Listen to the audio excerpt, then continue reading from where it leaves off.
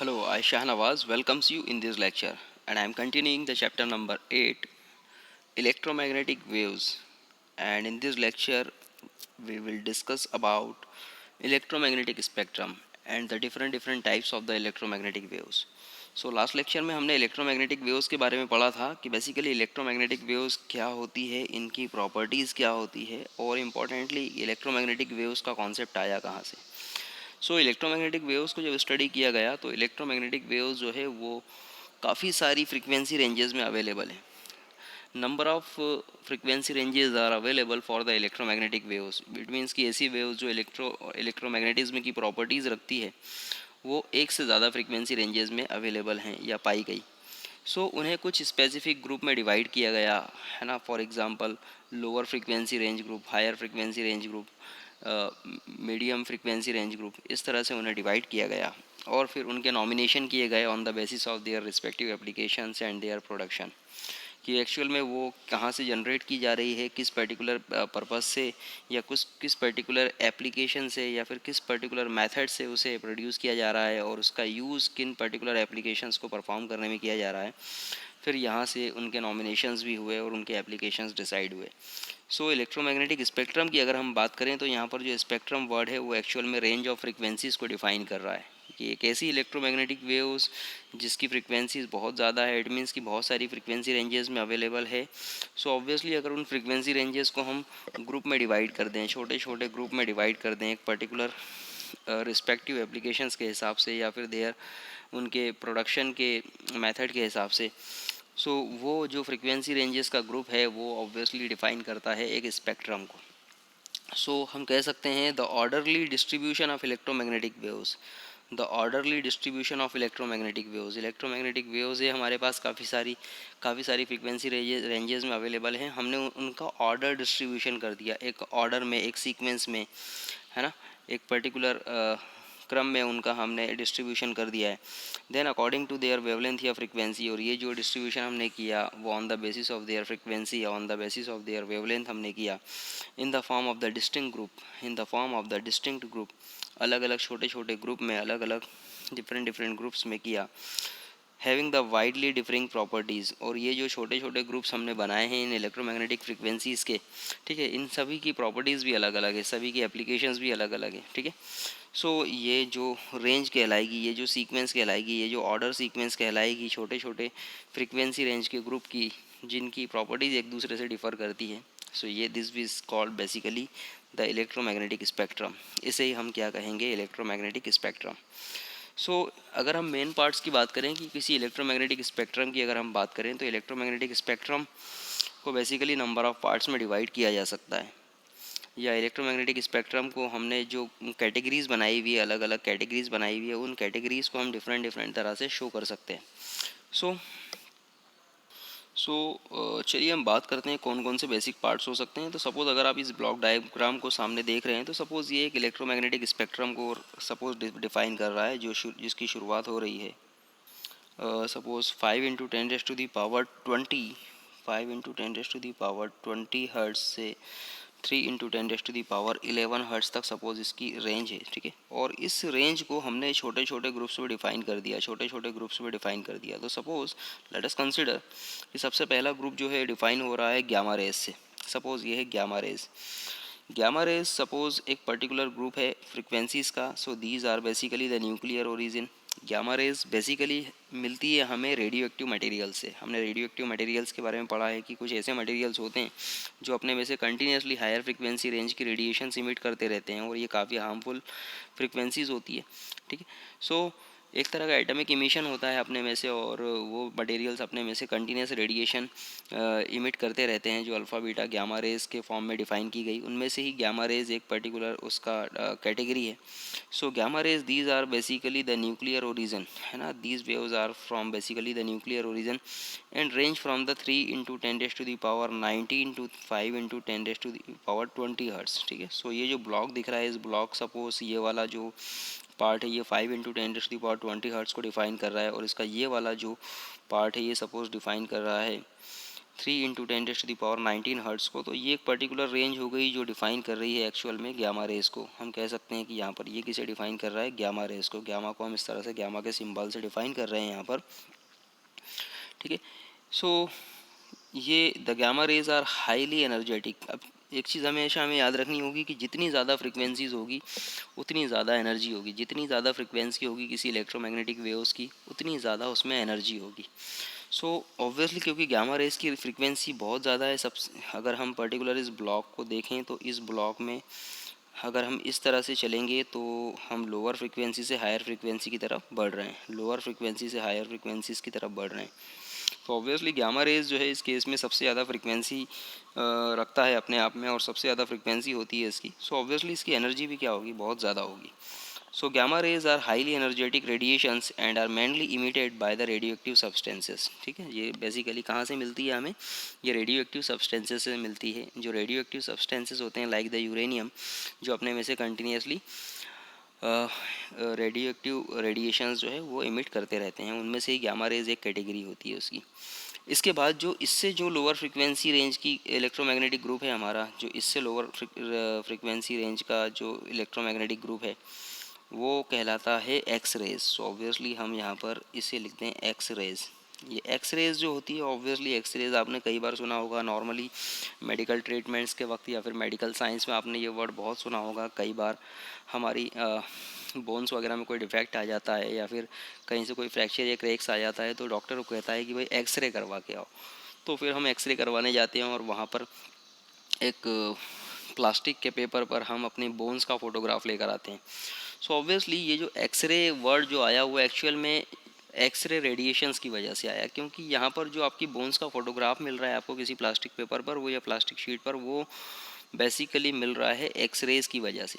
सो x-rays basically एक category है electromagnetic waves की, ठीक है। So x-rays they are discovered by the German physicist W Roentgen, ठीक है। रॉन्टजेन ने इसको बेसिकली एक्सीडेंटली एक तरह से इन्वेंट किया था। एक्सीडेंटली उसे पता चला था कि बेसिकली एक्सरेज नाम की भी कोई चीज़ है और एक्सरेज नाम की भी कोई रेडिएशन है, इसकी इस तरह की प्रॉपर्टीज़ होती है। अभी हम आगे इस लेक्चर में देखेंगे इनकी सभी कैटेगरीज़ की प्रॉपर्टीज़ के बारे में भी बात करेंगे। So these rays are basically these rays are of the atomic region, है ना, एटमिक ओरिजिन से मिलती है हमें बेसिकली ये, and are produced when target of an element having high atomic number is bombarded by the fast moving electrons. So the x-rays basically x-rays are of the atomic origin, है ना, atomic origin से हमें मिलती है और ये produce होती है जब एक when target of an element having the high atomic number, ठीक है, जब किसी हाई एटमिक नंबर के मटेरियल पर, किसी हाई एटमिक नंबर के मटेरियल पर या किसी हाई एटमिक नंबर के एलिमेंट्स पर फास्ट मूविंग इलेक्ट्रॉन्स की बम्बार्डिंग की जाती है, तब वहाँ से एक्सरेज जनरेट होती है। So X-rays have the frequency range of 10⁻16 to 3 × 10⁻19, ठीक है। सो 3 × 10⁻19 सपोज ये वाला है और 10⁻16 का जो बॉर्डर है वो सपोज ये वाला है। सो यहाँ पर इस तरह से हमें एक्सरेज की रेंज भी डिफाइन हो रही है। बेसिकली यहाँ पर ये लाई करता है 3 × 10⁻19 से, 3 × 10⁻19 से, ठीक है। यहाँ पर ये हो गया 10⁻16 की रेंज तक हमें ये एक्सरे जो है वो अवेलेबल होती है। So x-ray possesses the high penetrating power. Obviously सी बात है, एक्सरे की अगर हम बात करें तो गामा रेज के कंपैरिजन में इसकी एनर्जी कम होगी क्योंकि इसकी फ्रिक्वेंसी कम है, बट इसका पेनिट्रेटिंग पावर बहुत ज़्यादा हाई होता है। इसका पेनिट्रेटिंग पावर बहुत ज़्यादा हाई होता है, मतलब नॉर्मली जो एक चीज़ ये भी अंडरस्टैंडेबल है कि जिनकी एनर्जी ज़्यादा होगी, जिन रेस की एनर्जी ज़्यादा होगी, उनका पेनिट्रेटिंग पावर भी ज़्यादा होगा। तो ऑब्वियसली गामा रेस की भी हालांकि पेनिट्रेटिंग पावर काफ़ी ज़्यादा होता है, बट गामा रेस को नॉर्मली किसी एप्लीकेशन पर्पज़ से यूज़ नहीं किया जाता क्योंकि काफ़ी हार्मफुल होती है। बट एक्स रेज को हम किसी एप्लीकेशन पर्पज़ से यूज़ कर सकते हैं और इसका पेनिट्रेटिंग पावर भी काफ़ी ज़्यादा होता है, इसीलिए मेडिकल साइंस में इसका काफ़ी ज़्यादा यूज़ किया जाता है।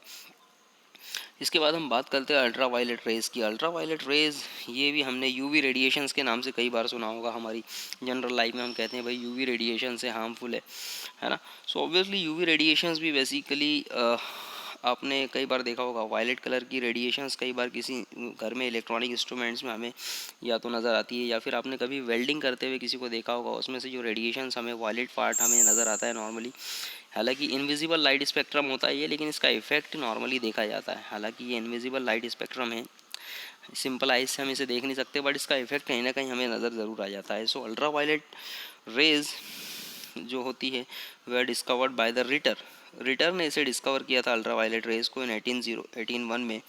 The ultra violet rays are the part of the solar spectrum. जो सोलर रेडिएशंस हमें सन से मिल रही है कंटिन्यूसली, उसका एक इम्पॉर्टेंट पार्ट है अल्ट्रा वायलेट रेडिएशन, है ना। अल्ट्रा वायलेट रेडिएशन बेसिकली हमें मिलती है सन रेडिएशन से। So they can be produce by arc of the mercury and iron. जैसा मैंने आपसे कहा था कि नॉर्मली वेल्डिंग्स करते वक्त आपने देखा होगा वेल्डिंग मैन को, जो वेल्डिंग करता है तो ऑब्वियसली उससे जो आर्क्स क्रिएट जनरेट होती है उसमें अल्ट्रा वायलेट रेडिएशंस का भी काफ़ी पार्ट होता है। सो यहाँ पर हम देख सकते हैं कि इसका जो प्रोडक्शन होता है वो बेसिकली मर्क्यूरी एंड आयरन के कॉम्बिनेशन से या उनके ट्रीटमेंट से होता है, और वेल्डिंग में भी बेसिकली यही होता है। So they can also be obtained by passing the discharge through the hydrogen and xenon, है ना। अगर हम हाइड्रोजन और जीनॉन जो गैसेस हैं इनसे अगर किसी इलेक्ट्रिक डिस्चार्ज को पास करें तो यहाँ से भी अल्ट्रा वायलेट रेडिएशंस को जनरेट किया जा सकता है।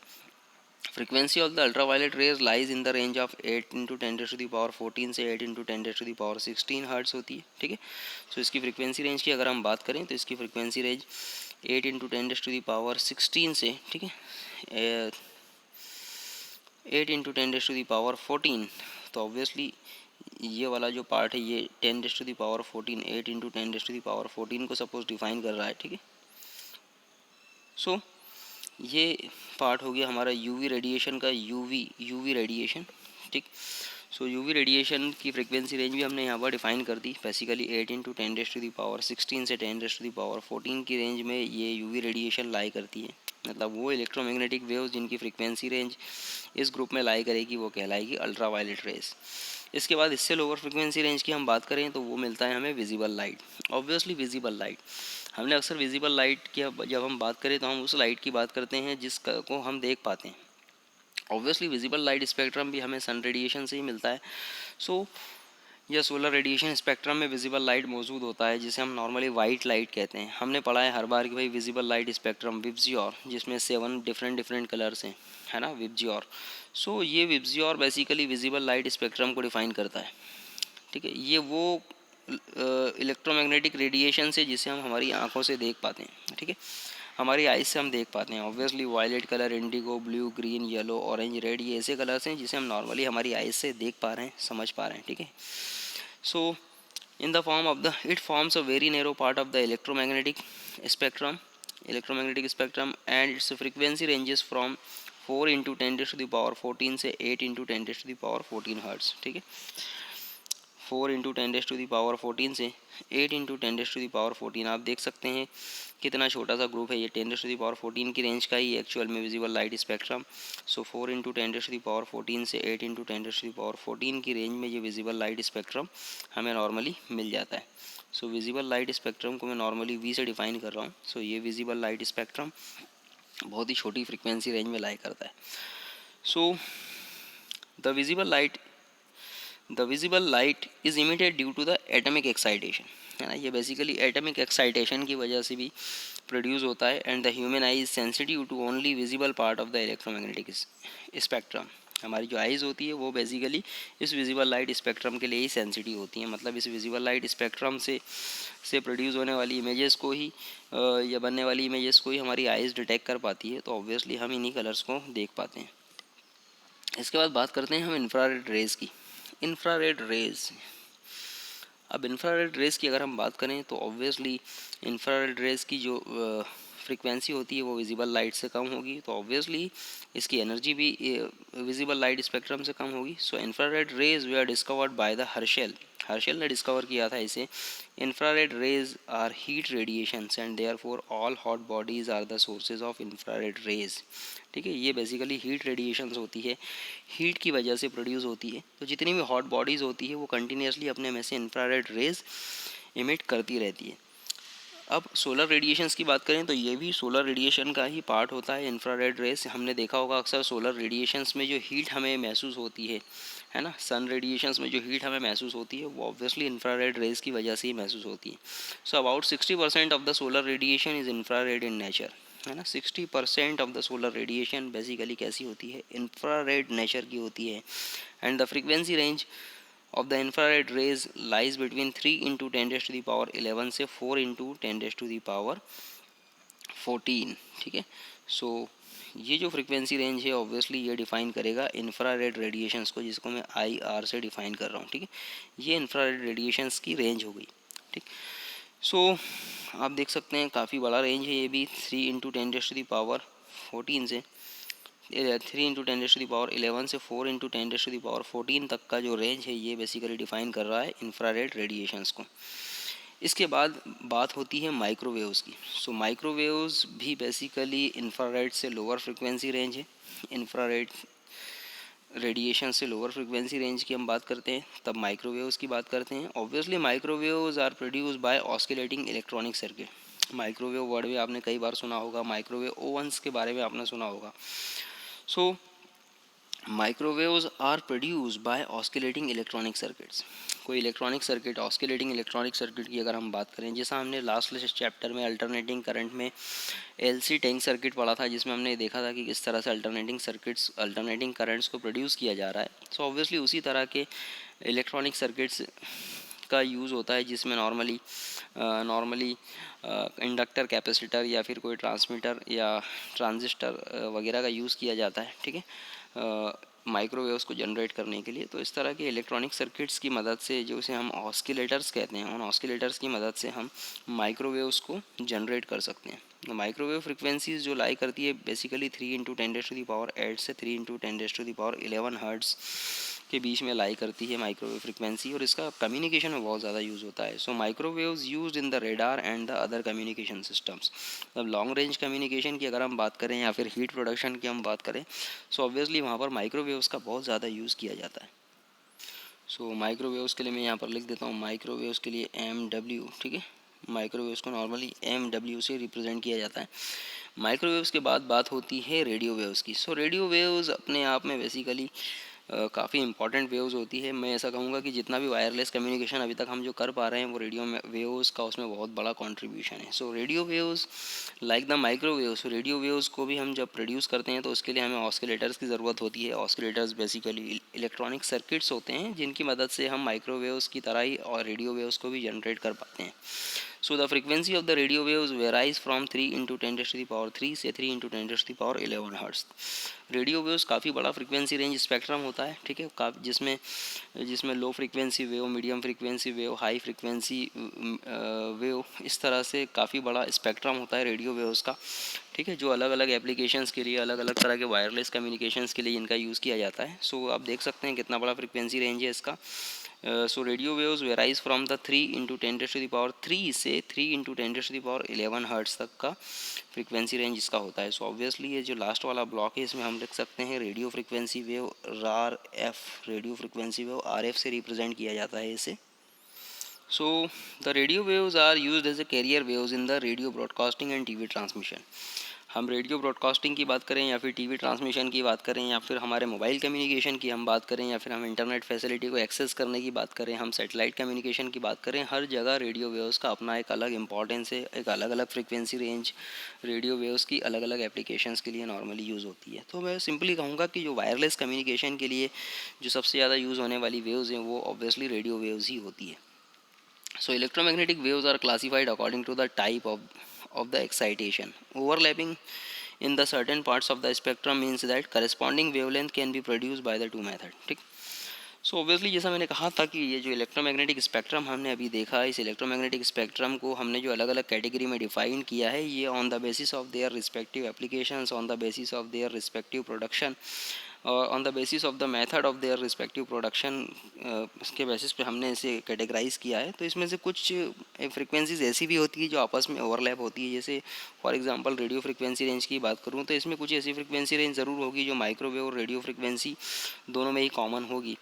UV, अल्ट्रा वायलेट और विजिबल स्पेक्ट्रम में भी कुछ फ्रिक्वेंसी रेंज ऐसी होगी जो अल्ट्रा वायलेट में भी काउंट की जाएगी और विजिबल स्पेक्ट्रम में भी काउंट की जाएगी। सो इस तरह से बेसिकली कहीं कहीं पर जो है वो इस तरह से आपको ओवरलैपिंग भी नज़र आ सकती है, बट ये ओवरलैपिंग के चांसेस बहुत ज़्यादा कम होते हैं। और ओवरलैपिंग का मतलब ये होता है कि बेसिकली उस पर्टिकुलर फ्रिक्वेंसी, वो जो ओवरलैप्ड फ्रिक्वेंसी रेंज है, उसे आप दोनों मेथड से प्रोड्यूस कर सकते हैं।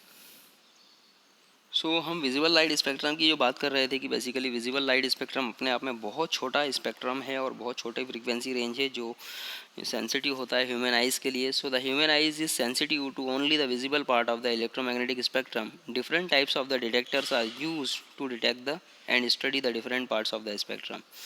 सो ये कुछ ये टेबल दिया हुआ है जिसमें violet, blue, green, yellow, orange, red 6 colours दिए हुए हैं. ठीक है, जो जिनके रिस्पेक्टिव फ्रीक्वेंसी रेंजेस भी दी हुई है कि बेसिकली अगर कोई इलेक्ट्रोमैग्नेटिक रेडिएशंस की फ्रीक्वेंसी रेंज या सॉरी वेवलेंथ रेंज अगर इतना दिया हुआ है आपको 3.9 इंटू 10⁻⁻7 से 4.5 इंटू 10⁻⁻7, तो ये जो इलेक्ट्रोमैग्नेटिक रेडिएशन का स्पेक्ट्रम है ये वायलेट कलर का इफेक्ट हमारी आइज़ को देता है. इसी तरह से blue colour, green colour, yellow, orange, red ये अलग अलग कलर्स हैं जो हमारी आइज़ के लिए सेंसिटिव होते हैं या हमारी आइज़ में इस तरह के रिस्पेक्टिव कलर का इफेक्ट क्रिएट करते हैं. और ये तभी कर पाते हैं जब इनकी रिस्पेक्टिव वेवलेंथ हमारी आइज़ में एंटर करती है.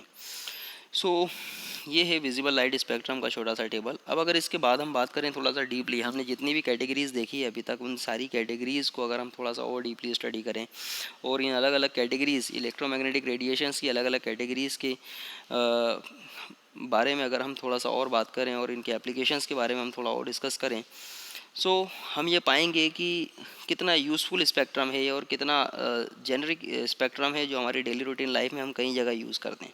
तो चलिए हम वन बाय वन शुरुआत करते हैं रेडियो वेव्स एंड माइक्रोवेव्स से. जैसा मैंने आपसे कहा कि रेडियो वेव्स और माइक्रोवेव्स का काफ़ी सारा पोर्शन जो एक दूसरे से ओवरलैप्ड होता है, सो इनके एप्लीकेशंस भी काफ़ी जगह कॉमन होते हैं. तो चलिए हम शुरुआत करते हैं रेडियो वेव्स एंड माइक्रोवेव्स से. So radio waves are produce by oscillating electric circuits having an inductor and capacitor. Normally जैसा हमने लास्ट चैप्टर में अल्टरनेटिंग करंट वाले चैप्टर में हमने एलसी टैंक सर्किट पढ़ा था, एलसी ऑस्किलेशंस पढ़े थे और इस एलसी ऑस्किलेशंस में हमने देखा था कि किस तरह से एक पर्टिकुलर इंडक्टर है ना, एक पर्टिकुलर इंडक्टर और कैपेसिटर को अगर हम सीरीज़ में कनेक्ट कर दें तो इससे हम एलसी ऑस्किलेशंस को प्रोड्यूस कर सकते हैं. तो इस तरह से ये जो ऑस्किलेशंस ही बेसिकली ये जो ऑस्किलेटेड वेव्स होती है ये बेसिकली रेडियो वेव्स और माइक्रोवेव्स को डिफाइन करती है. हाँ, एक चीज़ और इम्पॉर्टेंट मैं आपको बताना चाहूँगा यहाँ पर, ये जितना भी हमने फ्रीक्वेंसी रेंज पढ़ा है ऑब्वियसली यहाँ पर वर्ड यूज़ हो रहा है फ्रीक्वेंसी. इसका मतलब ही ये है कि ये जितना भी फ्रीक्वेंसी रेंज होगा इससे रिलेटेड जो भी वेव्स होगी वो कैसी होगी, ऑस्किलेटिंग नेचर की होगी, अल्टरनेटिंग नेचर की होगी, साइनसोइडल नेचर की होगी. ये सारी वेव्स इसी पर्टिकुलर नेचर की होगी, सिर्फ इनकी फ्रीक्वेंसी वेरी कर रही है अलग अलग. ठीक है, बट ये सारी वेव्स कैसी होगी, अल्टरनेटिंग नेचर की होगी. सो इस तरह के एलसी टैंक सर्किट की मदद से या फिर दूसरे किसी सर्किट की मदद से जिसमें डिफरेंट डिफरेंट तरह के ट्रांजिस्टर्स का हम यूज़ कर रहे हैं या फिर मॉसफेट्स का यूज़ कर रहे हैं, ऑस्किलेटर सर्किट्स बनाकर हम माइक्रोवेव्स और रेडियो वेव्स को जनरेट कर सकते हैं. So an oscillating circuit produces the time varying magnetic field which then produces the time varying electric field. The two time varying fields constitutes radio waves which are basically electromagnetic waves. ठीक है, obviously जब भी हम electromagnetic waves की बात करेंगे तो electromagnetic waves में टाइम वेराइंग मैग्नेटिक फील्ड और टाइम वेराइंग इलेक्ट्रिक फील्ड दोनों मौजूद होंगे. तो ऑब्वियसली बड़ी कॉमन सेंस की बात है कि जब भी हम इलेक्ट्रोमैग्नेटिक वेव्स के प्रोडक्शन की बात कर रहे हैं तो ये सिंपली पता है हमें कि वहाँ पर टाइम वेराइंग मैग्नेटिक फील्ड भी प्रोड्यूस हो रहा है और time varying radio electric field भी प्रोड्यूस हो रहा है. अब अगर हम बात करें इसकी प्रॉपर्टीज़ की कि भाई रेडियो वेव्स और माइक्रोवेव्स की प्रॉपर्टीज़ क्या हैं, तो चलिए हम उसकी बात करते हैं क्योंकि प्रॉपर्टीज़ ही एक्चुअल में उसकी एप्लीकेशन को डिफाइन करेगी. हमें अगर पता होगा कि भाई इस पर्टिकुलर फ्रीक्वेंसी रेंज ग्रुप की ये खासियत है, ये प्रॉपर्टीज़ है, तभी तो हम उसके एप्लीकेशंस को डिसाइड कर पाएंगे. तो सबसे पहले हम बात करते हैं इनकी प्रॉपर्टीज़ की. सो प्रॉपर्टीज़ की सबसे पहले अगर बात करें तो हम बात करेंगे वेलोसिटी की. So radio waves and microwaves are the electromagnetic waves and travel with the speed of 3 into 10⁸ metre per second. Speed of light से चलते हैं. जैसा मैंने आपसे कहा स्पीड ऑफ लाइट से ट्रैवल करती है रेडियो वेव्स और माइक्रोवेव्स स्पेस में, एयर में, वैक्यूम में. ठीक है, और ऑब्वियसली अलग अलग मीडियम में इनकी स्पीड वेरी कर सकती है as per their refractive index of the medium. But यहाँ पर हमें पता होना चाहिए कि जो इलेक्ट्रोमैग्नेटिक वेव्स होती है हमारी वो स्पीड ऑफ लाइट से ट्रैवल करती है और रेडियो वेव्स और माइक्रोवेव्स स्पीड ऑफ लाइट से ट्रैवल करेगी वैक्यूम में लाइक द लाइट. ठीक है, सो और इसकी स्पीड होगी 3 into 10⁸ metre per second. Radio waves obey the laws of reflection and refraction. जो हमने ऑप्टिकल इफ़ेक्ट पढ़े हैं, जो ऑप्टिकल फिनोमेना हमने पढ़े हैं, रिफ्लेक्शन, रिफ्रैक्शन, स्कैटरिंग, ये सारे फिनोमेना को ओबे करता है हमारा रेडियो वेव्स और माइक्रोवेव्स, ठीक है। ये रिफ्लेक्शन भी परफॉर्म करते हैं, रिफ्रैक्शन भी परफॉर्म करते हैं, ठीक है। स्कैटरिंग भी होगी इनमें, डिफ्रैक्शन भी होगा। सो ये सारे phenomena radio waves basically offer करता है। So radio waves get diffracted from the obstacles coming in their path. Since the wavelength of the radio waves is quite large, the size of the obstacle should be also भी large. हमने पढ़ा है basically कि अगर किसी wave के path में अगर कोई ऑब्स्टेकल आ जाता है तो वो जो ऑब्स्टेकल है उस वेव को अपने पाथ से डाइवर्ट कर देता है या फिर उसे नंबर ऑफ पार्ट्स में डिवाइड कर देता है, स्कैटर कर देता है। सो रेडियो वेव्स के केस में भी यही है। रेडियो वेव्स जब ट्रैवल करती है तो ऑब्वियसली रेडियो वेव्स के पाथ में अगर कोई ऑब्स्टेकल आ रहा है और उस ऑब्स्टेकल का साइज़ जो है उस रेडियो वेव्स के साइज़ से या तो बड़ा है या उसके इक्वल है, रेडियो वेव्स के वेवलेंथ के साइज़ से या तो बड़ा है या उसके इक्वल है, सो ऑब्वियसली उस केस में वो ऑब्स्टेकल उस रेडियो वेव को स्कैटर कर देगा, वहाँ पर स्कैटरिंग हो जाएगी उस रेडियो वेव की। So microwave produces heat when absorb by the matter. हमने माइक्रोवेव ओवंस के बारे में पढ़ा है। माइक्रोवेव ओवंस बेसिकली क्या करते हैं, हमारे फूड प्रोडक्ट्स को बेक करने के काम में आते हैं, उन्हें गर्म करने के काम में आते हैं। सो माइक्रोवेव्स हमें ये डिफ़ाइन करता है कि इसमें कहीं ना कहीं हीट प्रोडक्शन वाली क्वालिटी होती है। मतलब जब भी ये माइक्रोवेव्स जब भी कोई मटेरियल एब्जॉर्ब करेगा तो वो गर्म हो जाएगा। सो क्योंकि microwaves produces the heat when absorb by the matter. Obviously हमने प्रॉपर्टीज़ देखी रेडियो वेव्स और माइक्रोवेव्स की, अब हम बात करेंगे इनकी एप्लीकेशंस के बारे में। So radio waves are used for the wireless communication purpose. They are used to transmit the radio and the TV signals. जैसा मैंने आपसे कहा कि रेडियो वेव्स और माइक्रोवेव्स का सबसे ज़्यादा यूज़ होता है वायरलेस कम्युनिकेशन में, नॉर्मली टीवी सिग्नल्स के ट्रांसमिशन में या फिर लॉन्ग डिस्टेंस कम्युनिकेशन में। So radio waves are used in the radio astronomy, है ना। रेडियो वेव्स का यूज़ हम लोग रेडियो एस्ट्रोनॉमी में भी करते हैं, जब रेडियो सिग्नल्स की मदद से हम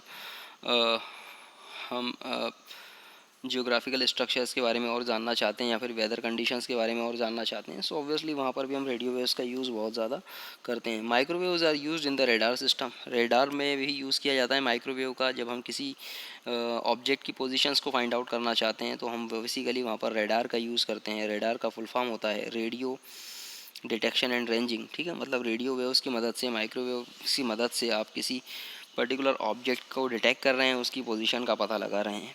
सो microwaves are used in the long distance telephonic communication system. Long distance telephonic communication में माइक्रोवेव्स का यूज़ होता है। सबसे ज़्यादा यूज़ सैटेलाइट कम्युनिकेशन में होता है। जब हम हमारे अर्थ से सैटेलाइट पर कोई सिग्नल को पहुंचाते हैं और सैटेलाइट से सिग्नल रिवर्ट लेते हैं, सो ये लॉन्ग डिस्टेंस कम्युनिकेशन होता है, जिसमें हमारा सिग्नल करीब करीब 72,000 किलोमीटर का ट्रैवल करता है, ठीक है। सो इस इतना लॉन्ग डिस्टेंस कम्युनिकेशन में हम लोग माइक्रोवेव्स का यूज़ ज़रूर करते हैं। So microwave ovens are used for the cooking. मैंने जैसा कहा कि क्यों माइक्रोवेव्स बेसिकली मतलब हीट प्रोडक्शन की कैपेबिलिटी भी रखता है, इसलिए कुकिंग के लिए भी इसका यूज़ किया जाता है, ख़ासतौर से माइक्रोवेव ओवन्स में। And microwaves are used in the study of the atomic and the molecular structure. क्योंकि माइक्रोवेव्स का वेवलेंथ काफ़ी छोटा होता है, सो माइक्रोवेव्स जो होती है वो बेसिकली उसका यूज़ एटॉमिक स्ट्रक्चर्स को फाइंड आउट करने के लिए या फिर मॉलिक्यूलर स्ट्रक्चर्स को समझने के लिए भी किया जाता है। अब रेडियो वेव्स और माइक्रोवेव्स के बाद में बात करेंगे हम इंफ्रारेड रेस की। देखिए इंफ्रारेड को हमारी जनरल डेली रूटीन लाइफ में बहुत ज़्यादा यूज़ करते हैं। ख़ास तौर से आप इंफ्रारेड को सबसे ज़्यादा देखेंगे वहाँ पर जहाँ पर ऐसे इंस्ट्रूमेंट या ऐसे सिक्योरिटी सिस्टम्स लगे हुए हैं जहाँ पर अगर हम किसी दायरे को क्रॉस करते हैं तो अचानक से अलार्म बजना शुरू हो जाता है। तो इस तरह के सिक्योरिटी सिस्टम्स में इंफ्रारेड का बहुत ज़्यादा यूज़ होता है। और इसके अलावा जो सबसे ज़्यादा यूज़ होता है इसका, ऐसे इलेक्ट्रॉनिक इंस्ट्रूमेंट्स को आपने देखे होंगे जिन्हें हम नॉर्मली रिमोट से ऑपरेट करते हैं। फॉर एग्जांपल हमारे घर का टीवी है, एसी है, ठीक है, इन्हें हम रिमोट से ऑपरेट करते हैं। तो रिमोट से जो हमारे डिवाइस का कनेक्शन होता है, मतलब रिमोट से जब भी हम बटन दबाते हैं और हमारा डिवाइस ऑपरेट होने लग जाता है, तो इनके बीच में जो कनेक्शन होता है वो ऑब्वियसली इंफ्रारेड की मदद से ही, इंफ्रारेड लाइट की मदद से ही या इंफ्रारेड रेडिएशन की मदद से ही हो पाता है, जो हमें नॉर्मली दिखाई तो नहीं देती इंफ्रारेड, क्योंकि विजिबल स्पेक्ट्रम कैटेगरी में नहीं आती, बट वो वहाँ पर होती है। So infrared rays way are discovered by the Herschel. जैसा मैंने आपसे कहा था, infrared rays are heat radiation and therefore all hot bodies are the sources of the infrared rays. Heat radiation normally produce किया जाता है हीट हॉट बॉडीज़ से। मतलब जो हॉट बॉडीज़ होती है वो नॉर्मली अपने में से हीट रेडिएशंस को जब प्रोड्यूस करती है तो उसमें काफ़ी सारा पोर्शन इंफ्रारेड रेडिएशंस का होता है। और मैंने कहा था कि जो हमारा सोलर रेडिएशन होता है उसका लगभग 60% पार्ट जो होता है वो इंफ्रारेड रेडिएशन से ही होता है। और इंफ्रारेड रेडिएशंस की मौजूदगी ही हमें हीट सोलर रेडिएशन में गर्मी का एहसास करवाती है। सो अगर हम बात करें, the following are the few sources to produce the infrared rays. ये कुछ सोर्सेज हैं जो इंफ्रारेड रेडिएशंस को प्रोड्यूस करते हैं, जिसमें सबसे पहले होता है नर्स लैम्प। नर्स लैम्प जो है वो basically the filament of the nurse lamp is made from the mixture of the zirconium, thorium and caesium. When A current is passed through such a filament then the temperature of about 1200 Kelvin infrared rays are emitted। ठीक है। इसके बाद second जो source है वो है globar. So it is basically a rod of the silicon carbide which when heated to a temperature of about 900 Kelvin by passing the current produces the infrared rays। देख रहे हैं हम दोनों ही केसेस में हीट की वजह से ही प्रोड्यूस हो रही है infrared rays. Then the third होता है लेज़र। लेज़र के बारे में भी हमने पढ़ा है। So laser it is use to produce monochromatic infrared rays, है ना। लेज़र जो होता है basically light amplification by stimulated emission of radiation. So it is used to produce monochromatic infrared rays. For example helium neon laser. Helium neon laser gives the infrared rays of the wavelength 0.69 into 10 to the power minus 6 meter से 1.19 into 10 to the power minus 6 meter, है ना। Micrometer range की frequencies generate करता है जो infrared की category में आ रही है। And 3.39 into 10 to the power minus 6 metre ये फ्रिक्वेंसी रेंजेस हैं जो लेज़र नॉर्मली जनरेट करता है, खास तौर से हीलियम नियॉन लेज़र। और वहीं अगर कार्बन डाइऑक्साइड लेज़र की बात करें तो carbon dioxide laser provides infrared rays of the wavelength 10.6 into 10 to the power minus 6 metre. So to detect the infrared rays thermocouples, thermopiles and bolometers, photo conducting cells are use. जब भी हम बात करते हैं इंफ्रारेड रेज को detect करने के लिए, ठीक है, कि इंफ्रारेड रेज का एक्चुअल में आई है या नहीं आई है, ठीक है, सो ऑब्वियसली उसके लिए हम नॉर्मली थर्मोकपल्स का यूज़ करते हैं या फिर थर्मोपाइल्स का यूज़ करते हैं, बोलोमीटर्स का यूज़ करते हैं या फिर फोटो कंडक्टिंग सेल्स का यूज़ करते हैं। ये सारे इलेक्ट्रॉनिक एलिमेंट इक्विपमेंट्स या इलेक्ट्रॉनिक सर्किट्स हैं, ठीक है। इनमें photo conducting sales basically electronic elements हैं। इन सभी का यूज़ हम करते हैं इंफ्रारेड रेज को फाइंड आउट करने में। अब इंफ्रारेड रेज को समझने के बाद हम बात करते हैं इसकी प्रॉपर्टीज़ की। सो इंफ्रारेड रेज क्योंकि ये भी एक इलेक्ट्रोमैग्नेटिक वेव है, so infrared rays are electromagnetic waves and travel with the speed of 3 into 10 to the power 8 metre per second. Obviously इसकी स्पीड भी वही होगी 3 into 10 to the power 8 metre per second.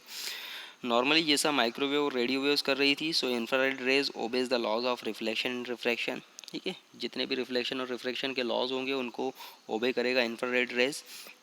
Infrared rays can produce interference and can be polarised, ठीक है। Infrared rays क्योंकि normally visible light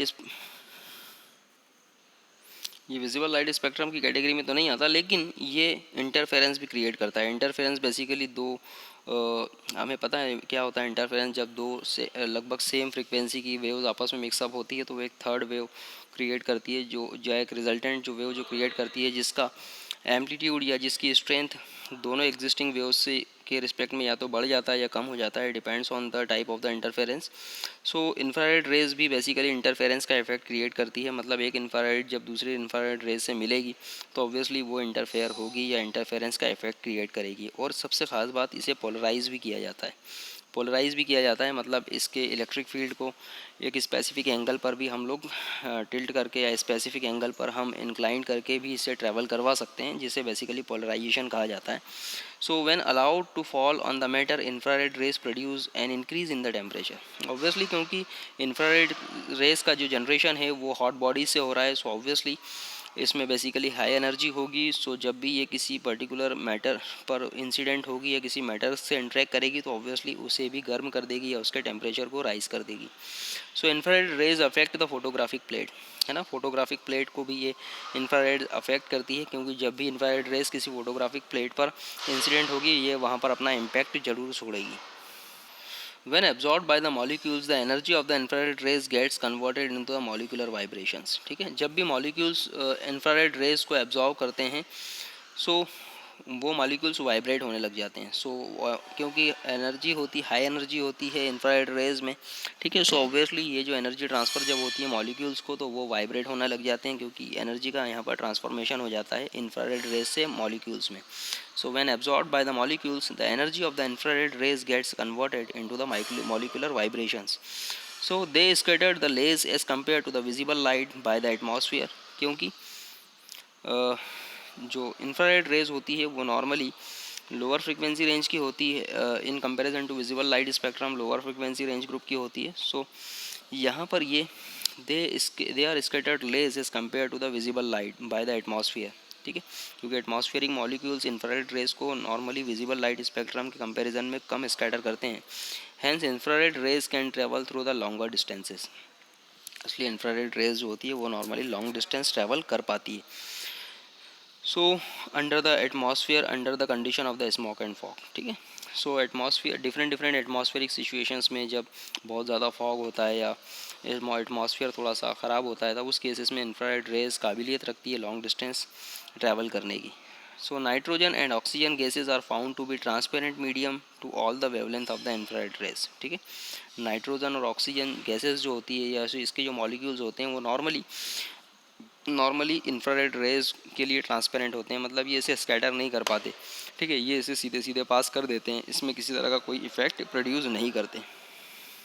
अब इतनी सारी प्रॉपर्टीज़ होने के बाद हम बात करते हैं इंफ्रारेड रेज की एप्लीकेशंस की। So infrared rays from the sun keep the earth warm and hence help to sustain life of the earth, ठीक है।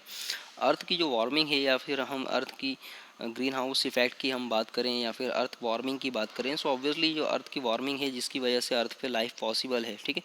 जो टेम्परेचर एक पर्टिकुलर मेंटेन्ड है एक अर्थ सरफेस का, ये ऑब्वियसली इंफ्रारेड रेज की मदद से ही हो पा रहा है। The cold deposits in the interior of the earth are the result of the conversion of the forest wood into the coal due to the infrared rays, ठीक है। जो नॉर्मली हमें अर्थ में कोल मिलता है या फिर कोल जो जमा हो रहा है हमारी अर्थ में, ठीक है, अर्थ के इंटीरियर में, सो ऑब्वियसली ये रिजल्ट होता है conversion of the forest would, जो जंगल में जो लकड़ियाँ होती है जो नॉर्मली मिट्टी में धंस जाती हैं, और इस ग्लोबल वार्मिंग की वजह से या फिर इस इंफ्रारेड रेज की वजह से जो अर्थ की सरफेस को वार्म रखती है वो इस लकड़ी को इस वुड को कोल में कन्वर्ट कर देती है।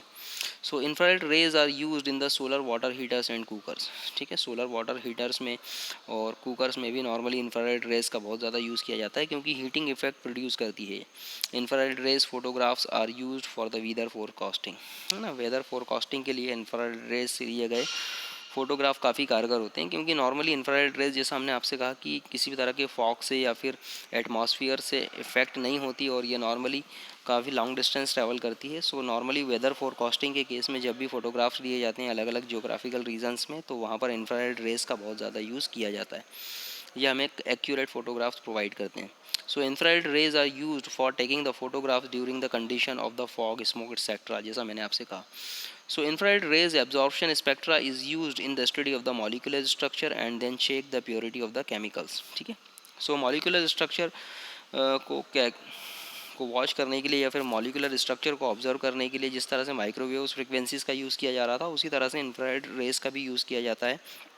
और इसके साथ साथ क्योंकि ये हीटिंग इफेक्ट प्रोड्यूस करता है, इसलिए नॉर्मली केमिकल्स की प्योरिटी को चेक करने के लिए भी हम लोग इंफ्रारेड रेज का यूज़ कर सकते हैं। Infrared rays are use for producing the dehydrated fruits, dehydrated fruits को जनरेट करने के लिए या फिर प्रोड्यूस करने के लिए भी इंफ्रारेड रेज का यूज़ किया जाता है। So infrared rays are use to provide the electrical energy to the satellite by using the solar cells, ठीक है। So infrared rays are used to provide the electrical energy to the satellites by using the solar cells. Solar cells normally लगे होते हैं satellites पर, जो normally satellites को solar energy को directly convert करते हैं इलेक्ट्रिकल एनर्जी में। सो वहाँ पर भी इंफ्रारेड रेज काफ़ी ज़्यादा इफेक्टिव होती है, जो सोलर एनर्जी प्रोवाइड करती रहती है कंटिन्यूसली सोलर सेल्स को, जो finally in turn electrical energy का प्रोडक्शन करते हैं और सैटेलाइट्स के एप्लीकेशंस को परफॉर्म करते हैं। So infrared rays are used in the treat of the muscular strengths, muscular strengths में या फिर अंदर मस्कुलर एक्टिविटीज़ को परफॉर्म करने के लिए या फिर मस्कुलर किसी तरह की डिसीज़ को ट्रीट करने के लिए भी इंफ्रारेड रेज का बहुत ज़्यादा यूज़ किया जाता है। सो बेसिकली बायोमेडिकल इंस्ट्रूमेंटेशन में भी इंफ्रारेड का अपना एक अलग वर्चस्व है। अब इंफ्रारेड रेज के बाद हम बात करते हैं अल्ट्रा वायलेट रेज की। सो अल्ट्रा वायलेट रेज, जिसे हम यूवी रेडिएशंस के नाम से भी जानते हैं। So ultra violet rays way are discovered by the Ritter in 1801। The ultra violet rays are the part of the solar spectrum. जैसा मैंने कहा था, अल्ट्रा वायलेट रेज जो है वो सोलर रेडिएशन से हमें मिलती है। So they can be produce by the arcs of the mercury and the iron, और आर्क और मर्करी के आपस में रिएक्शन से, ट्रीटमेंट से भी हमें ये मिलती है। जिसका एग्जांपल मैंने कहा था कि बेसिकली वेल्डिंग के दौरान अल्ट्रा वायलेट रेडिएशन बहुत ज़्यादा प्रोड्यूस होती है, क्योंकि वहाँ पर भी मर्करी और आयरन और मर्करी का ही कॉम्बिनेशन यूज़ होता है। So they can also be obtained by passing the discharge through the hydrogen and xenon. और मैंने ये भी कहा था कि हाइड्रोजन और जीनॉन गैसेस से अगर हम इलेक्ट्रिक डिस्चार्ज को पास करें या फिर इलेक्ट्रॉन्स का फ्लो करवाएं, तो वहाँ से भी हमें अल्ट्रा वायलेट रेडिएशंस प्रोड्यूस होती हुई दिखती है। So frequency range of the ultra violet radiations होती है जो नॉर्मली 8 × 14 से 8 × 16 हर्ट्स, ठीक है। नॉर्मली 100 हर्ट्स का फ्रीक्वेंसी रेंज होता है अल्ट्रा वायलेट रेडिएशंस का। सो प्रॉपर्टीज़ की अगर हम बात करें, so ultra violet rays are electromagnetic waves and travel with the speed of 3 × 10⁻⁸ metre per second. बिल्कुल वही प्रॉपर्टी स्पीड की, इसकी भी वही होगी।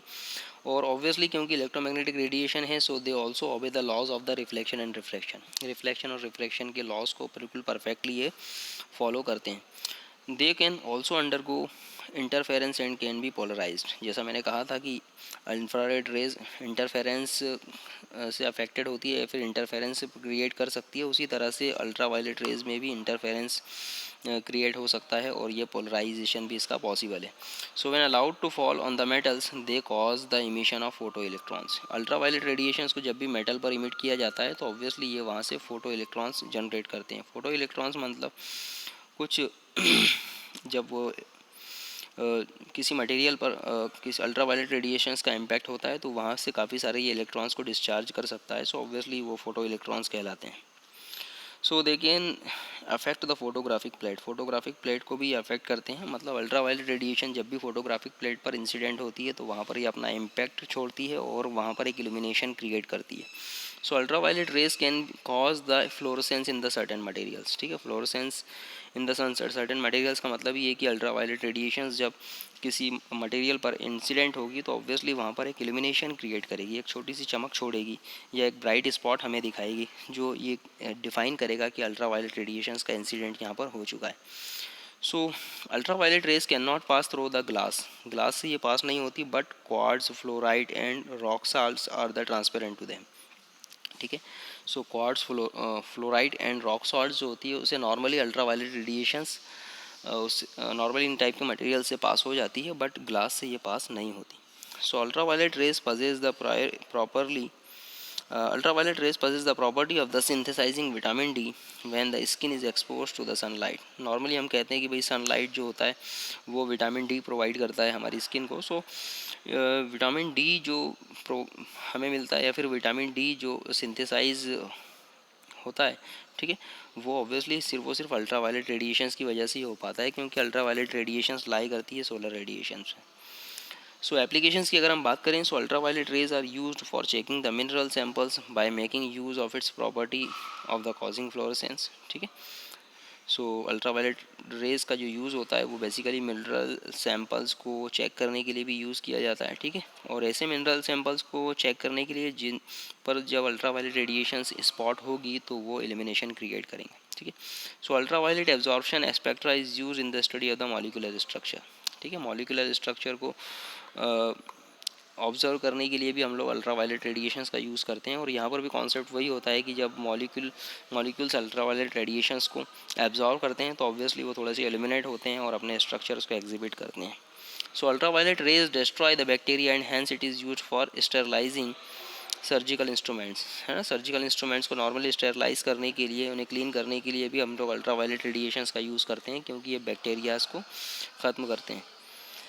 So as ultraviolet rays can cause the photoelectric effect, they are used in the burglar alarms। burglar alarms में भी सबसे ज़्यादा यूज़ किया जाता है अल्ट्रावायलेट रेडिएशंस का, जब हम प्रेजेंस देखना चाहते हैं किसी हीट की, ठीक है।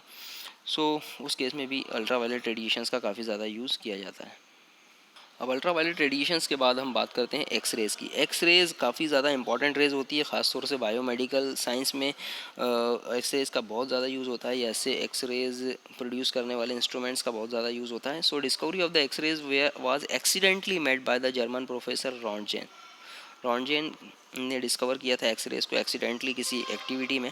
सो in laboratory X rays can produce by using the Coolidge X ray tube, ठीक है। देयर फ्रीक्वेंसी रेंज इज 10⁻16 से 3 × 10⁻19 हर्ट्ज तक की फ्रीक्वेंसी रेंज होती है एक्स रेज़ की, जो काफ़ी ज़्यादा हाई फ्रीक्वेंसी रेंज होती है। सो अगर प्रॉपर्टीज़ की बात करें एक्स रेज़ की, तो X rays have the following properties. सबसे पहली property, X rays are the electromagnetic waves and very short wavelength ranging from the 0.01 angstrom से 10 एंगस्ट्रॉम। क्योंकि इनकी फ्रीक्वेंसी बहुत ज़्यादा है, इसलिए इसकी वेवलेंथ बहुत ज़्यादा कम होगी, जो होती है 0.01 एंगस्ट्रॉम से 10 एंगस्ट्रॉम तक की। X rays travel in the vacuum with the speed of light. Obviously vacuum में स्पीड ऑफ लाइट से ही ट्रैवल करती है एक्सरेज, और इसमें एनर्जी बहुत ज़्यादा होती है क्योंकि इसकी फ्रिक्वेंसी बहुत ज़्यादा होती है। So they are not deviated by the electric and magnetic fields. अब क्योंकि इसकी एनर्जी इसमें बहुत ज़्यादा होती है, इसलिए नॉर्मली एक्सरेज जो होती है वो इलेक्ट्रिक और मैग्नेटिक फील्ड से इतनी अफेक्टेड नहीं होती। इसका इलेक्ट्रिक और मैग्नेटिक फील्ड का इस पर बहुत ज़्यादा इम्पैक्ट नहीं होता। बहुत ही ज़्यादा हाई इलेक्ट्रिक और मैग्नेटिक फील्ड का इस पर इम्पैक्ट होता है, बट नॉर्मल कंडीशंस में ये इलेक्ट्रिक और मैग्नेटिक फील्ड से अफेक्टेड नहीं होती। So they are not deviated by the electric and magnetic fields. They affect the photographic plate very intensely, ठीक है। जैसा एक्स रेज और इंफ्रारेड अल्ट्रा वायलेट रेज और इंफ्रारेड रेज जो है वो फोटोग्राफिक प्लेट पर अपना इम्पैक्ट प्रोड्यूस करते हैं, उसी तरह से एक्स रेज भी अगर फोटोग्राफिक प्लेट पर इंसिडेंट हो तो वहाँ पर इल्यूमिनेशन क्रिएट करते हैं। बट ये जो इल्यूमिनेशन होता है ये बहुत ज़्यादा इंटेंस होता है in comparison to the effect produce by the infrared rays and ultra violet rays. So they ionise the gas through which they pass. अब क्योंकि बहुत ज़्यादा एनर्जी होती है ऑब्वियसली, इसलिए नॉर्मली जब भी किसी गैसियस मॉलिक्यूल से ये एक्स रेज टकराती है तो वहाँ से बहुत सारे इलेक्ट्रॉन्स को ये रिलीज़ कर देती है। तो इसी तरह से एक्स रेज जो होती है वो बहुत सारी गैसियस मॉलिक्यूल्स को आयोनाइज भी करती है। They cause the fluorescence in the substances like the zinc sulphide, barium, platinocyanide and calcium tungstate etcetera, ठीक है। इस तरह के जो मटेरियल्स होते हैं यहाँ पर ये फ्लोरेसेंस ज़्यादा क्रिएट करती है या फिर इल्यूमिनेशन ज़्यादा क्रिएट करती है। Like the light x rays can also cause the photo electric effect, ठीक है। फोटो इलेक्ट्रिक इफेक्ट प्रोड्यूस करने के लिए भी बेसिकली एक्स रेज का यूज़ किया जाता है। फोटो इलेक्ट्रिक इफेक्ट में बेसिकली अगर किसी हम सेमीकंडक्टर मटेरियल पर जब भी हम किसी एक्स रेज को या किसी दूसरे अदर इलेक्ट्रोमैग्नेटिक रेडिएशंस को, स्पेशली किसी विजिबल स्पेक्ट्रम के लाइट को या फिर इंफ्रारेड रेज को या फिर अल्ट्रा वायलेट रेडिएशंस को इंसिडेंट करते हैं, तो वो उस पर्टिकुलर फोटो इलेक्ट्रिक मटेरियल से या उस सेमीकंडक्टर मटेरियल से करंट प्रोड्यूस करती है। सो इस तरह के इफेक्ट को हम फोटो इलेक्ट्रिक इफेक्ट कहते हैं, और वहाँ पर भी एक्स रेज का बहुत ज़्यादा यूज़ किया जाता है। So they travel in the straight line and while doing so they cast the shadows of the object falling on their path. Obviously क्योंकि एक्स रेज में बहुत ज़्यादा हाई एनर्जी होती है, सो जब भी ये ट्रैवल करती है बिल्कुल स्ट्रेट लाइन में ट्रैवल करती है, और जब भी इसके पाथ में कोई ऐसा ऑब्जेक्ट आता है जो ओपेक ऑब्जेक्ट होते हैं तो ऑब्वियसली ये उनके लिए शेडो भी क्रिएट करती है, और यही प्रॉपर्टी का यूज़ किया जाता है मेडिकल्स में या फिर मेडिकल साइंस में। So X rays can undergo the reflection, refraction, interference, diffraction and polarisation like the other waves. X rays भी basically reflection, refraction, interference, scattering, diffraction, ये सारे फिनोमेना जो है वो प्रोड्यूस करती है। So X rays can penetrate the materials that are opaque to the visible और ultra violet light, है ना। ऐसे ऐसे मटेरियल्स जो नॉर्मली अल्ट्रा वायलेट रेडिएशंस और विजिबल लाइट स्पेक्ट्रम को अपने में से पास नहीं करते या पेनिट्रेट नहीं करते, उन मटेरियल्स को भी एक्स रेज जो होती है वो पेनिट्रेट कर देती है। So they can easily pass through the paper, thin sheet of metals, wood, flesh etcetera, है ना। But they can not penetrate the denser object such as the bones, heavy metals etcetera, ठीक है। So normally bones को और heavy metals को या ऐसे denser objects को पेनिट्रेट नहीं कर पाती एक्स रेज, ठीक है। इसीलिए एक्स रेज का यूज़ जो होता है वो बोन्स वगैरह का पिक्चर्स क्रिएट करने के लिए या फिर सिक्योरिटी सिस्टम्स में किसी बैग वगैरह में कोई ऑब्जेक्ट को फाइंड आउट करने के लिए, ठीक है, किसी हैवी मेटल्स को डिटेक्ट करने के लिए एक्स रेज का बहुत ज़्यादा यूज़ किया जाता है। So they have the injurious effect on the human bodies, but क्योंकि हाई एनर्जी होती है इसलिए जब भी ये ह्यूमन बॉडी पर इम्पैक्ट करती है अपना, सो बॉडीज़ के सेल्स को पूरी तरह से डिस्ट्रॉय करने की कोशिश करती है या फिर उसे इंजर्ड करती है। So exposure of the human body to the X rays causes the reddening of the skin. The long exposure results into the surface sores, ठीक है। So when X rays fall on the certain metals secondary X rays are produce. ठीक, कुछ कुछ metals पे जब X-rays incident होती है तो वहाँ से सेकेंडरी एक्सरेज क्रिएट करती है या फिर सेकेंडरी रेडिएशंस क्रिएट करती है जिसकी फ्रीक्वेंसी रेंज भी एक्सरेज के इक्वली होती है। सो इसे हम सेकेंडरी एक्सरेज नॉर्मली कहते हैं। So the secondary X rays are accompanied by the fast moving electrons, है ना। तो नॉर्मली फास्ट मूविंग इलेक्ट्रॉन्स की वजह से सेकेंडरी एक्सरेज जो होती है वो प्रोड्यूस होती है।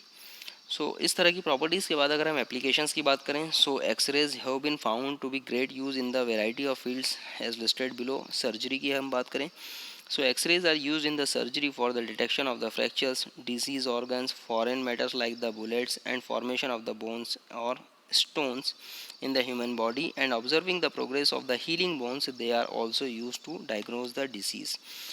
जैसा कहा कि सर्जरी में एक्सरे का बहुत ज़्यादा यूज़ होता है, क्योंकि मैं पहले ही कह चुका था मेडिकल साइंस में एक्सरेज का बहुत ज़्यादा यूज़ होता है। X rays are used in the surgery for the detection of the fractures. ठीक है, नॉर्मली जब भी हम एक्सरेज वगैरह करवाते हैं हमारी बॉडी के बोन्स के फोटोग्राफ्स वगैरह हम लोग करवाते हैं एक स्पेसिफिक पे प्लास्टिक शीट पर। ऑब्वियसली उससे हमें पता चलता है हमारी बॉडी में कितने फ्रैक्चर्स हैं या फिर हमारे जो बोन्स हैं उसके स्ट्रक्चर्स में कोई क्या वेरिएशन है या फिर बोन्स कहीं से क्रैक तो नहीं है। ठीक है, और इसके अलावा बोन्स में कोई ऑब्जेक्ट्स तो नहीं आ गए या फिर हमारी बॉडी में कोई दूसरा ऑब्जेक्ट तो नहीं इंटर कर गया है। तो इस तरह की एक्टिविटीज़ को परफॉर्म करने के लिए हम लोग सर्जरी में सबसे ज़्यादा एक्सरेज का यूज़ करते हैं। और रेडियोथेरेपी की अगर हम बात करें, controlled X ray exposures are use to cure the untractable skin diseases and malignant growths. ठीक है, नॉर्मली स्किन डिजीजेस को ट्रीट करने के लिए, मतलब स्किन्स पर अगर कोई इम्पैक्ट आ गया है, स्किन्स ख़राब हो रही है, तो उस स्किन्स को ट्रीट करने के लिए, ठीक है, ऐसी स्किन्स जो अनट्रैक्टेबल स्किन डिसीजेज हों जिसको नॉर्मली दूसरे किसी एप्लीकेशन से हम ट्रीट नहीं कर सकते, वहाँ पर एक्सरेज रेडिएशंस का इम्पैक्ट करवाया जाता है। इसे नॉर्मली रेडियोथेरेपी कहा जाता है।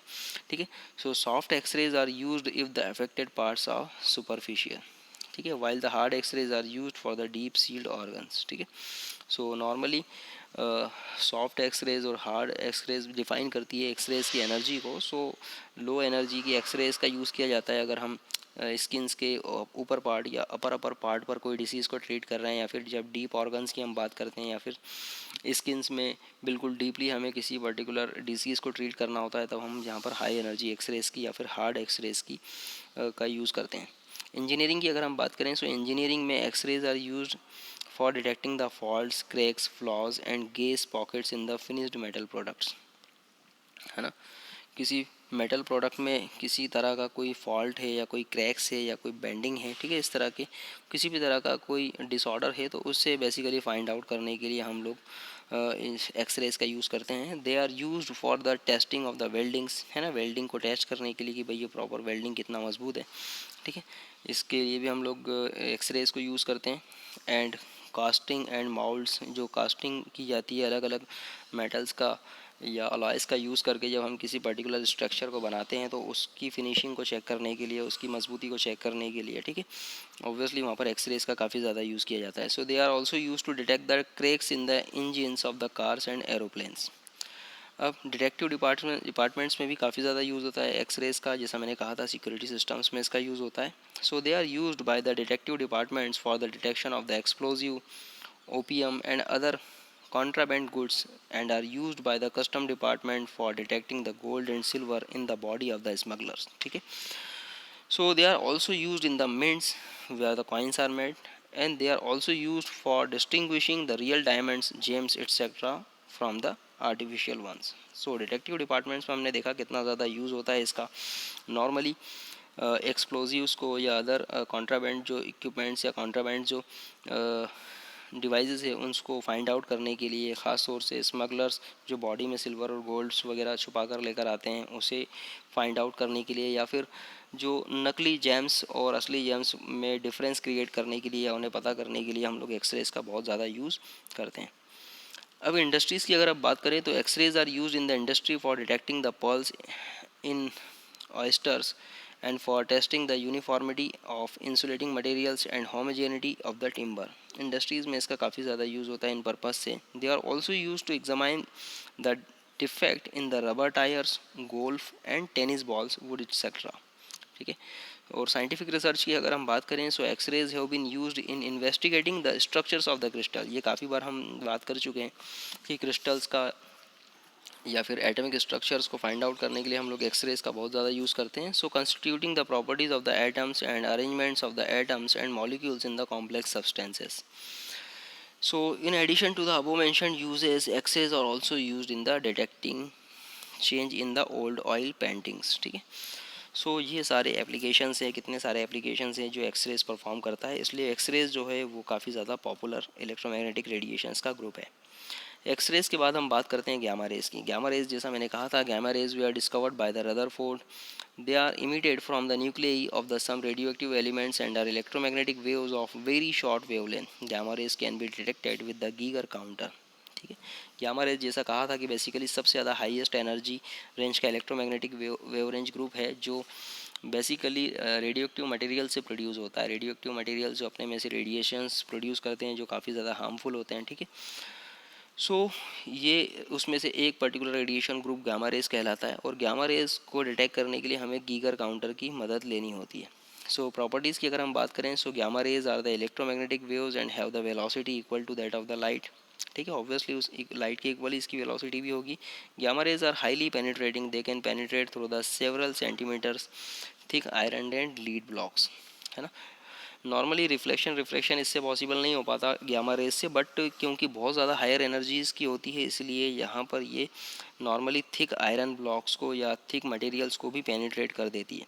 They got the small ionising power. ठीक है, they can produce the fluorescence in the substance like the willemite से सभी तरह के क्योंकि ये इसमें पेनिट्रेटिंग कैपेबिलिटी बहुत ज़्यादा होती है इसलिए ये नॉर्मली आयोनाइजिंग पावर इसका कम हो जाता है। और सेकंड थिंग, ये सभी तरह के मटेरियल्स में एल्यूमिनेशन क्रिएट नहीं कर पाती क्योंकि एब्जॉर्ब नहीं हो पाती उस मटेरियल से। ठीक है, इसलिए विलेमाइट टाइप का जो मटेरियल्स होता है सिर्फ इनमें एल्यूमिनेशन क्रिएट कर पाती है।